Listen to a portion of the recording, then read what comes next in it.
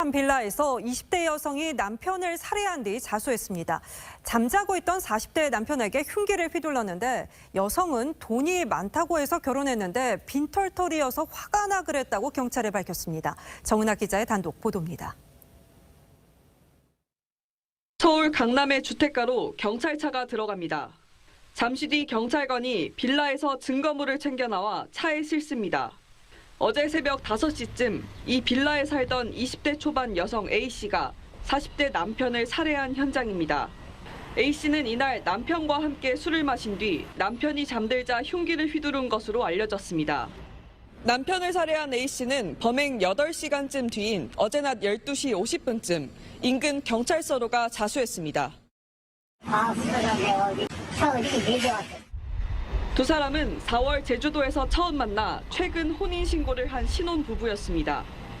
A씨는 경찰 조사에서 자영업자인 남편이 돈이 많다고 해 결혼했는데 알고 보니 빈털터리였다면서 금전 문제로 다툼이 잦았고 최근엔 돈을 벌어오라고 해 살해했다고 진술한 것으로 전해졌습니다.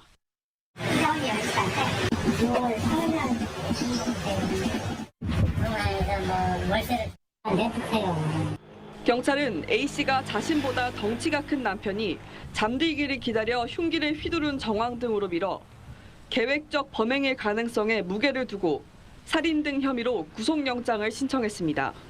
TV조선 정은아입니다. 북한이 7차 핵실험을 감행할 경우 소형 핵폭탄, 이른바 전술핵을 터뜨릴 거란 예측이 많습니다. 전략핵보다 위력을 대폭 줄였지만 그래서 더 위협적이라는 역설적인 표현이 나오는데요. 왜 그런지 강정규 기자가 설명해 드립니다. 1945년 8월 미국은 일본 히로시마와 나가사키에 차례로 원자폭탄을 투하했습니다. 폭발력은 각각 15킬로톤과 20킬로톤. TNT 1톤짜리 재래식 폭탄 수만 발을 쏟아부은 것과 맞먹습니다. 耐え難きを耐え、忍び難きを忍び、もって万世のために太平洋を開かんと欲す. 이후 강대국들의 핵개발 경쟁 속에 수소탄이라는 괴물까지 탄생했습니다. 역사상 가장 센 핵무기로 기록된 옛 소련 차르 봄바의 위력은 무려 50메가톤. 히로시마 원폭 리틀보이의 3,333배에 달합니다. 수소탄은 국제 질서를 좌우할 수 있다고 해서 전략핵이라고 불리는데 너무 큰 살상력 때문에 사실상 실전에선 쓸 수 없는 무기가 됐습니다. 이런 이유로 파괴력을 줄인 소형 핵무기, 전술핵이 나왔습니다. 전략핵보다는 약하지만 재래식 무기와 비교하면 여전히 수천 배 강력합니다. 무엇보다 핵무기의 사용 문턱을 낮춘다는 점에서 더 위협적입니다. 우크라이나에서 고전을 면치 못하고 있는 러시아가 전술핵 카드를 만지작거리는 이유입니다. Raising the alert of Russian nuclear forces is a bone-chilling development. The prospect of nuclear conflict, once unthinkable, is now back within the realm of possibility. 북한이 전술핵 개발을 공언해온 것도 같은 맥락입니다. 핵무기의 위력을 낮추는 대신 적극적으로 사용하겠다는 엄포입니다. 우리의 핵이 전쟁 방지라는 하나의 사명에만 속박되어 있을 수는 없습니다. 어떤 세력이든 우리 국가의 근본 이익을 침탈하려 든다면 앞서 미국도 신형 저위력 핵무기를 실전 배치하는 등 반세기 넘게 유지되어 온 핵 금기에 균열이 생기고 있습니다. YTN 강정규입니다. 검찰이 산업부 블랙리스트 윗선으로 지목된 백운규 전 장관에 대해 직권남용 혐의로 구속영장을 청구했습니다. 앞서 검찰은 지난달 백 전 장관의 자택 등을 압수수색하고 지난 10일 백 전 장관을 소환해 14시간 동안 조사했는데요. 다시 한번 정리를 좀 해드리겠습니다. 백 전 장관이 2017년 당시에 장관으로 재직하면서 산업부 직원들에게 전 정권에서 임명된 산하발전 공기업 기관장들을 압박해 사표를 받아내도록 해서 직권남용 권리행사 방해 혐의를 받아왔는데요. 조금 전 검찰이 백 전 장관에 대해서 구속영장을 청구했다는 소식이 들어왔습니다. 관련해서 추가 소식은 들어오는 대로 후속 보도로 전해드리겠습니다. 화물연대 파업에 대해 국민의힘은 여당이 개입할 차원은 아니라고 선을 그으면서도 합의에 반대한 적은 없다고 말했습니다. 민주당은 화물연대 파업 장기화로 민생이 어려운데 여당이 제 기능을 못하고 있다고 비판했습니다. 임현주 기자가 보도합니다. 화물연대 파업에 대해 국민의힘 이준석 대표는 핵심 쟁점인 안전운임제의 경우 효과가 있는지 확인해보기 위해 일몰 시한을 연장해 조금 더 시행해보자는데 이견은 없다고 말했습니다. 다만 영구 제도화에는 조금 더 검토가 필요하며 아직 협상이 진행 중인 만큼 정당이 개입할 차원도 아니라고 잘라 말했습니다. 또 국민의힘의 반대로 타결 직전까지 갔던 협상이 결렬됐다는 화물연대 주장에 대해서는 당 차원에서 사실이 아니라고 반박했습니다. 협상 당사자는 화물연대하고 화주가 하는 것이고 정부가 중재를 하는 거잖아요. 안전운임제 같은 경우는 입법사항이니까 넘어왔었을 때는 우리가 그걸 검토할 수가 있지요. 그렇죠. 이에 대해 민주당은 여당인 국민의힘이 화물연대 파업 중재는 뒷전이라고 날을 세웠습니다. 국민의힘은 여당으로서 민생에 대한 국회의 책임을 다해야 할 때이지만 파업 중재는 뒷전인 채 의장 선출을 지연시켜 국회 정상화를 막고 있습니다. 또 정부도 뒤늦게 화물연대와 협상에 나섰지만 노사 이해 당사자 간 중재를 위한 실무 교섭일 뿐이라고 계속 책임을 미루고 있다고 비판했습니다. 여야는 후반기 원구성 협상을 놓고도 양보 없는 설전을 이어갔습니다.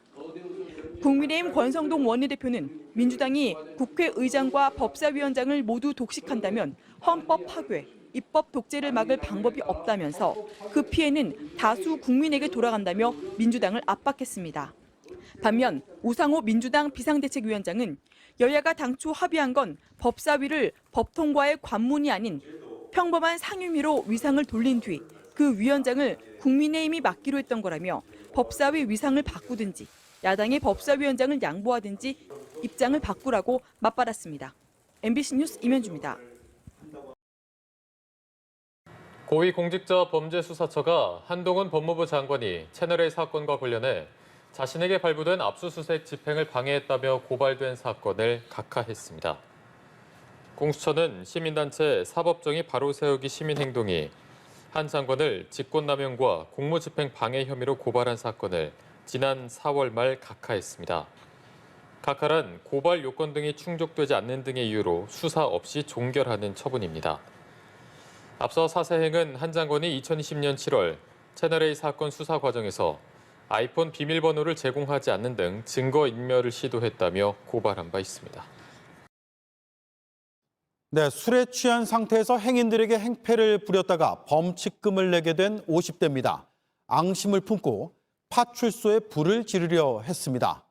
경찰들이 재빠르게 막지 않았다면 대구 방화 사건 같은 참사가 또 일어날 뻔했습니다. 먼저 구석찬 기자입니다.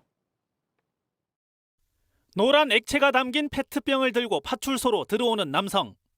열려있는 출입문을 닫더니 잠금 장치에 손을 뻗어 문을 잠급니다. 이상한 낌새를 느낀 경찰이 다시 문을 열고 양옆에서 남성을 붙잡습니다. 고함을 지르며 뿌리치지만 밖으로 쫓겨납니다. 범칙금을 내게 된 데 화가 나 파출소에 불을 지르러 온 50대 A씨입니다. A씨가 들고 있던 2리터짜리 페트병 안에는 휘발유가 들어있었고 입고 있던 옷 주머니에서는 라이터 2개도 발견됐습니다. 파출소 안에는 경찰관 7명이 근무 중이어서 방화가 이뤄졌다면 자칫 큰 피해로 이어질 뻔했습니다.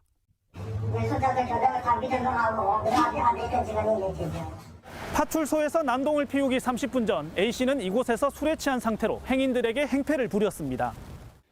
이른 아침 파출소에서 불과 50m 떨어진 동네가 떠들썩할 정도로 소란스러웠습니다. 시기부터가 막 싸우대요. 자칫 내들하고 막 경찰들한테 나를 찾게 되는데 그래서 나왔어요. 경찰은 경범죄 처벌법 위반으로 A씨에게 범칙금 처분을 내렸습니다.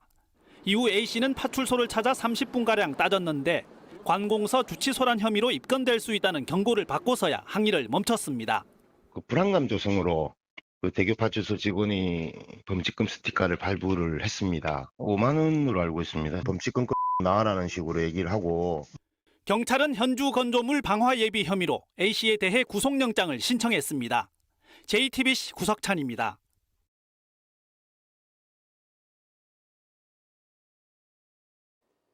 이런 끔찍한 짓을 저지른 일당은 피해자보다 겨우 1살 많은 17살 소녀들이었습니다. 범행 수법이 10대라고 믿기 어려울 정도로 치밀했습니다. 이유경 기자입니다. 집단 폭행이 벌어진 지난달 14일. 가해 학생들이 가연이를 찾아낼 수 있었던 건 스마트폰의 위치 추적 앱 때문이었습니다. 평소 가연이의 휴대전화에 위치 추적 앱을 설치해 일거수일투족을 관리해왔던 겁니다. 이들은 반면 가연이에게 자신들과 만날 땐 휴대전화의 비행기 탑승 모드를 켜도록 했습니다. 경찰의 GPS 위치 추적을 피하려고 한 겁니다. 가해 학생들은 가연이를 이동시킬 땐 차로 성매매 장소에 데려다주고 끝나면 다시 태워오는 등 탈출할 틈을 주지 않았습니다. 이들 역시 미성년자라 운전면허가 없고 렌터카를 빌릴 수도 없지만 버젓이 비대면 차량 공유 서비스를 이용했습니다. 공춘가 BMW인가 그랬어요. 비대면 렌트 있죠. 그걸로 했다고 그러더라고요. 위조했거나 도용한 신분증으로 휴대전화를 개통해 차량을 빌렸을 가능성이 제기됩니다. 가해 학생들은 모텔을 드나들 때도 다른 사람의 신분증을 제시했던 것으로 확인됐습니다. 증거를 없애는 데도 적극적이었습니다. 신분을 숨기기 위해 가연이 휴대전화엔 자신들의 이름을 가명으로 저장하게 했고 휴대전화의 SNS 메시지 기록도 수시로 지우라고 지시했습니다. 경찰은 가해 학생 4명을 특수폭행 등의 혐의로 입건하는 한편 가연이의 휴대전화를 확보해 삭제된 기록들을 복원하고 있습니다. 또 가해 학생 가운데 2명으로부터 성매매를 강요했다는 진술을 확보해 수사하고 있고 이들의 범행을 도운 다른 집단이 있는지도 확인하고 있습니다. MBC 뉴스 이유경입니다. 국가수사본부가 군 납품 비리와 관련해 국방부 직할부대인 정보본부와 국군지휘통신사령부를 압수수색한 것으로 확인됐습니다. 국수보는 미자격 업체가 수년간 군 정보 암호 모듈 장비를 수주받았다는 의혹에 대해 수사하고 있는 것으로 파악됐습니다. 취재기자 연결해서 자세한 내용 알아보겠습니다. 강민경 기자. 네, 사회 1부입니다. 네, 국수본이 국방부 직할부대 2곳을 압수수색한 건가요? 그렇습니다. 국가수사본부는 오늘 오전 9시쯤 서울 용산에 있는 국방정보본부의 수사관을 보내 압수수색을 진행했고 오전 10시쯤 수색을 마쳤습니다. 국수보는 곧이어 오전 11시쯤 경기도 과천에 있는 국군지휘통신사령부에 대해서도 압수수색을 시작했습니다. 압수수색의 이유는 군 물품 납품업체의 비리 의혹입니다. 한 미자격 업체가 수년간 허위 서류를 넣고 군 정보 암호 모듈 장비와 관련된 독점 수주를 받아서 이익을 챙겼다는 겁니다. 군 정보 암호 모듈을 고치려면 자격증이 필요합니다. 그런데 이 업체는 해당 자격증을 허위로 꾸며낸 후 사업을 수주받은 걸로 알려졌습니다. 국수부는 해당 미자격 업체에 대해서는 지난주 압수수색을 마친 상태인데요. 지난 2019년부터 사업을 수주해온 이 회사가 그간 군과 계약한 금액만 100억 규모인 걸로 파악됐습니다. 국수보는 군 납품업체가 인맥을 동원해서 비리를 저질렀는지 등을 포함해서 향후 관련 수사를 이어갈 방침입니다. 지금까지 사회 1부에서 YTN 강민경입니다.